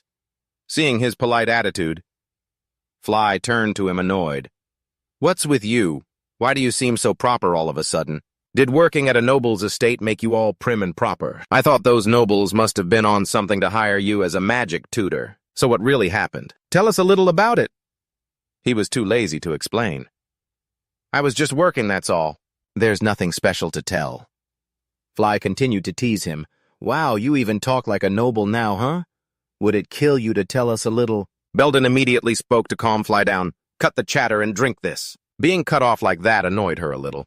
Or rather, it was incredibly annoying. When he was away, I had to take on jobs all by myself until I was completely exhausted. He looked over at him and continued, But in return, didn't Doric bring back a ton of money? Weren't they true to the agreement? He replied. More than the money I gained, something far more important, he said. He then brought out a magic book and placed it on the table. Observing it, Belden assessed, What's this, a 2-star grimoire? But Fly was also a bit surprised. A grimoire. Like this. While they were still surprised, he added, That's not it. This is a 3-star grimoire. This startled them both. Did you steal it? If you get caught, it's off with your head. Fly chimed in, Oh, come on. So what if he stole it? This is a 3-star. I want to steal one too. Where'd you get it? He replied nonchalantly. The Duke bestowed it upon me. Hearing this ridiculous excuse, Fly grew annoyed. This guy. Stop spouting nonsense. So do they actually need a tutor there or not? Answer me, you. The barrage of questions was making him a bit tired. He looked out the window. The sky had turned to the dead of night, and Belden was busy cleaning up the tavern. Then he turned and asked, "Are there any new jobs lately?" He replied, "You've only been back a day and you already want to take a job." He said confidently, "Yes, if I only take easy jobs, I feel like my instincts are getting a little dull." This amused Belden. "Is that so? A guy like you even knows what dull instincts are. Magic users are always in short supply. If you want work, there's more than enough to go around." He then proposed, "In that case, I can start as early as tomorrow. Please find me a job as soon as possible." The scene changes to the next day. He and Fly were sitting in a horse-drawn carriage leaving town. Their job for the day was monster hunting. After a struggle, they defeated a goblin. Afterwards, they had to face a swarm of giant spiders. And so a long day came to an end. The two of them returned to the carriage to prepare to camp for the night. While Fly was still deep asleep, he got out of his bed. He went to a nearby clearing and began to practice magic. Gradually, he felt the power spreading through his body. He stretched out his hand, forming a small crystal. But it contained immense power. Its strength was so great it threw him backward. Then a massive explosion occurred, shaking the entire forest. He slowly sat up. He looked at his arm and let out a weary breath. "Even though I've grasped most of the key points of 2-star magic, this 3-star wall is just too high." In a flash, summer passed, autumn came, and then winter. The tavern door opened, and he and Fly walked inside. Fly was shivering uncontrollably from the cold. "It's so cold! How much colder is this weather going to get?" Seeing the two return, Belden praised them. "You're back late, huh? Crossing the Ken Mountains in weather like this?" Fly grumbled honestly. "I told you we should wait for it to get warmer before we go." Taking the bag of items, Belden praised them. "Only psychos like you would go chop off a harpy's head in this weather." Derek nodded in reply. "Thank you." On the other side, Fly was enjoying the warmth of a hot towel. "So tired, huh?" he said, turning back to the two of them. "Being this exhausted, I bet you'll rest tomorrow, right?" "There's a job that's perfect for you," Derek asked, intrigued. "What kind of job is it?" The man smiled. "It's an easy job with high pay, though it's a bit of a hassle." The scene changes to the next day. As he walked down the road, he thought to himself, "This is a request from the Rohan Mercenary Company in the West. You've probably heard of them, right? The Belmiot Count family is apparently looking for a commoner to be a magic practice partner. In other words, they need a living dummy to vent their frustrations on. I just have to go there and let them hit me a few times, and it's over." After a long journey, he arrived at the magic arena in the Noble District. Inside, the young lady Lente was walking with a bald old man. She turned and asked, "So who am I fighting today?" He replied, "Today we have prepared a commoner for you to practice your attack magic on my lady." This made her a little displeased. "What, you're telling me to fight a commoner?" He affirmed, "This is also part of your training, my lady. We have promised to pay him a worthy compensation, so please feel free to practice to your heart's content." She replied with a bored tone, "Is that so? This so-called training is really just using noble status to bully a commoner." He explained, "But at least he is a 1-star mage." She continued, saying that even the professor was about to reach the 2-star threshold. "Isn't the difference between 1-star and 2-star a world apart?" Elsewhere, Derek was changing his clothes to prepare for work when a figure walked up in front of him. It made him look up. Lente approached and asked, "So it's you, my opponent for today?" He bowed and replied, "My name is Derek." She also introduced herself as Lente, then thought to herself, "Derek, huh? That name sounds familiar. I feel like I've heard it somewhere before." The bald guy pointed towards the training ground and ordered, "All right then, please step onto the arena." She, however, was still observing him intently. "Is this guy really a mage? Why does he look like such a kid?" The two of them then stepped onto the training ground together. She said, "All right. So do you know the basic rules of a magic duel?" He replied, "Yes, I know a little." This seemed to satisfy her a bit. "Good, then fight back with everything you've got." "I'll try to end this quickly," she calculated in her head. "Even though I was forced into this, if I just use a shockwave to knock him off the stage, it should be over soon enough." Suddenly, he asked, "To what extent does everything you've got mean exactly?" This unexpected question left her a bit flustered. "Huh, what are you talking about?" He explained. "I need to know how hard I should fight back." "So that I can be of service to you, Miss Lente." Hearing his words, the bald guy shook his head helplessly, but it only made Lente more excited. "You say the most ridiculous things. I already told you. Just fight back with everything you have." Derek on his side pondered for a few seconds, then began to channel mana into his arm. If that's the case, then I shall do as you wish, my lady. On the other side, she also began to channel her mana. It swirled around her body. She held her arm out in front of her, murmuring ancient incantations. She thought to herself, that commoner brat deserves some praise for reaching the one-star realm at his age. But he's too arrogant. I'll make him understand the wall that separates nobles from commoners. She continued to chant one more time, and as soon as she finished, she immediately fired a mana bullet that shot straight towards him. This surprise attack still didn't break his calm demeanor. As the bullet drew near, he simply leaned slightly to one side, dodging it with incredible ease. The bullet then slammed into a tree in the distance. The trunk of the tree split in two. The scene, which unfolded in an instant, left Lenta a bit surprised. From the opposite side, he calmly said, "What's the next attack?" She felt a surge of anger and cursed inwardly. This damn brat! It seems he has a reason to be so confident. But that doesn't mean the gap between us will disappear. With that, she began murmuring different incantations. Countless magic arrows began to shoot up from the ground into the air. They moved as if they had a mind of their own, following her command. She pointed her finger straight at him and ordered, "This will be the finishing blow." On his side, he didn't rush to dodge, but instead immediately fired a magical blast. His mana bullet easily shattered her magic arrows with incredible precision, and then it shot right past her. It was a clear signal of a merciless counterattack. She began to calculate in her mind, it's just a simple magic spell, but he can control it to this extent. The bald guy watching from the sidelines was also getting excited. Ha ha ha, for a commoner, his skill level is truly outstanding. It seems the rumors about him weren't just empty words. Lenta's anger reached its peak. She proceeded to chant another spell. I admit I underestimated you. So this time I will attack for real. Looking at the magical energy radiating from the arrows this time, Derek became a little wary. She's changed her tactics. She's not aiming for me. Is she planning to blow away the entire arena? For a noble, this level of adaptability is quite impressive. She raised her arm high, and tens of thousands of arrows now shot straight into the sky, forming a giant rain of arrows. It headed straight for him, looking at it. He immediately assessed that he couldn't dodge this attack. Instantly, he dropped to one knee and began to summon a protective magic barrier. Countless arrows flew in, colliding with the barrier and creating piercing shrieks. The continuous impacts filled the surrounding area with dust and smoke. After the dust settled, he emerged from the smoke completely unharmed. But his gaze suddenly froze at the scene before him, because Lente had taken advantage of the opening to rush forward, preparing to launch her next attack. He quickly assessed the situation. An arrow at this close range is impossible to dodge, and there's no time to put up a barrier. Her talent is insane. At that moment, he snapped his fingers. The space around them suddenly flashed with a blinding light. Unable to open her eyes, Lente grew furious. Damn it, my eyes! She still tried to move forward slowly, opening her eyes to scan the area, but he was nowhere to be seen. She cursed inwardly. Where did that bastard go? I can't see anything, she told herself. Focus. Lente, just listen carefully. I can react in time. I just need to find his position. Just then, she felt something brush past her face. What was that? I don't hear a single sound. Don't tell me. Just then, the image of Derek appeared before her eyes, surrounded by countless mana bullets.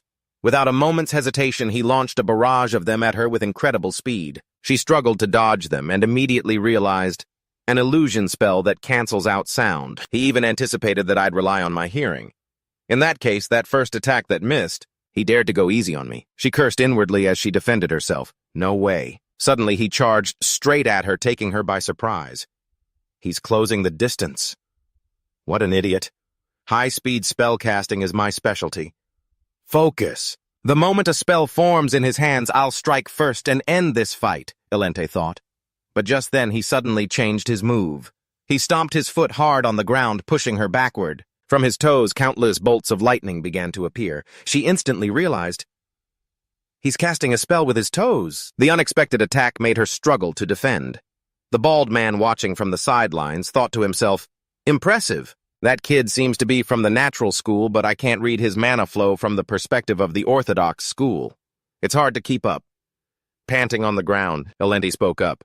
You really are an interesting brat. She stood up and walked towards him. I'll be honest. At first I looked down on you and thought you were just a braggart. She moved in close, leaned down, and continued. But you've taught me something interesting. So for that, thank you. With that said, she channeled mana into her feet and began to cast a spell. Faced with this sudden attack, he immediately put his hands forward to block the pressure. Then, he skillfully manipulated the flow of the attack. The blow was immediately redirected, turning back to strike Elente. Taking the full force of the hit, she was knocked backward. Instantly, he rushed forward with another attack forming in his hand, his eyes filled with determination as he charged at his opponent. Elente, however, looked at him with an expression of utter astonishment mixed with fear.